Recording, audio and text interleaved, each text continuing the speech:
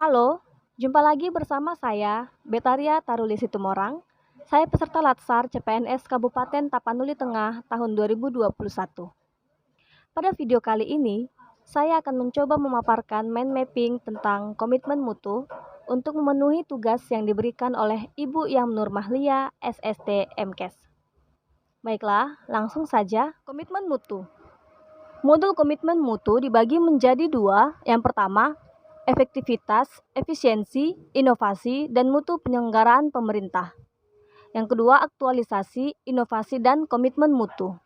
Konsep efektif adalah melakukan sesuatu yang benar, tepat sasaran. Efisien, melakukan dengan benar. Inovasi, adaptasi terhadap perubahan yang lebih baik. Mutu adalah kondisi dinamis berkaitan dengan produk, jasa, manusia, proses, dan lingkungan yang sesuai atau melebihi harapan. Nilai-nilai dasar orientasi mutu. Yang pertama, manajemen mutu. Hakikatnya ada dalam persepsi masing-masing orang. Mutu dari satu orang dengan orang lain dapat berbeda persepsi. Mutu dapat dikelola agar masing-masing orang dapat mempunyai persepsi yang seragam. Standar mutu atau Total Quality Management atau TQM. TQM adalah perbaikan berkelanjutan yang melibatkan setiap orang dalam organisasi secara terintegrasi untuk meningkatkan kinerja pada setiap level organisasi. Trilogi TQM, yang pertama Quality Planning, yang kedua Quality Control, yang ketiga Quality Improvement. Strategi pelaksanaan manajemen mutu. Yang pertama, membangun mindset dan komitmen terhadap budaya mutu. Yang kedua, meningkatkan mutu secara berkelanjutan.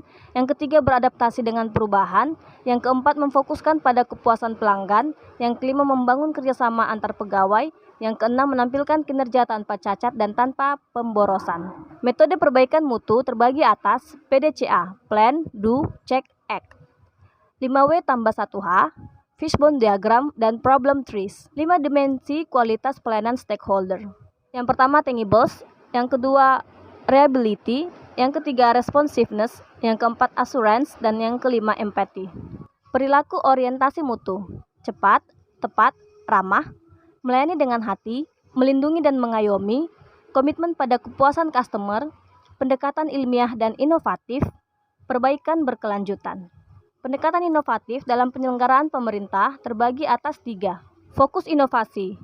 Fokus inovasi difokuskan pada product innovation, process innovation, pricing innovation, dan position innovation. Strategi inovasi terbagi atas 3. Strategi eksplorasi, strategi kerjasama, dan strategi kewirausahaan. Faktor yang mempengaruhi capaian produk atau jasa yaitu raw input, standar fish controlling, work culture, innovation, dan market demand. Selanjutnya, aktualisasi, inovasi, dan komitmen mutu. Membangun komitmen mutu dalam penyelenggaraan pemerintahan, ada 7 aspek peningkatan mutu dalam organisasi pemerintahan. Yang pertama, reputasi budaya. Yang kedua, sumber daya dan wewenang untuk menggerakkannya. Yang ketiga, kejelasan mandat dari organisasi. Yang keempat, organisasi itu sendiri. Yang kelima, insentif untuk peningkatan mutu pelayanan publik. Yang keenam, kualitas dari pimpinan dan pegawai organisasi tersebut. Yang ketujuh, fleksibilitas terkait hubungan organisasional.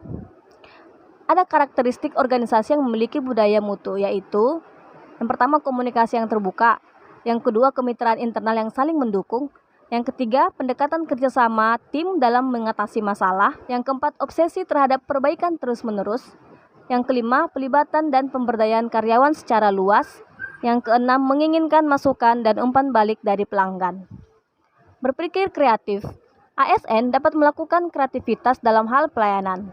ASN dapat melakukan teknik berpikir kreatif dengan cara mengasah cara berpikir yang kreatif dalam rutinitas sehari-hari. Membangun komitmen.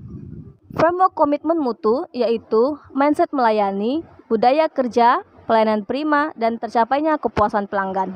Sifat yang harus dimiliki ASN untuk membangun komitmen yaitu senantiasa merasa butuh untuk terus mengembangkan kemampuan, bersifat dinamis dan berpikir kritis terhadap situasi yang berkembang, dan selalu menjadikan keterbatasan sebagai sarana untuk melakukan kreativitas dan inovasi.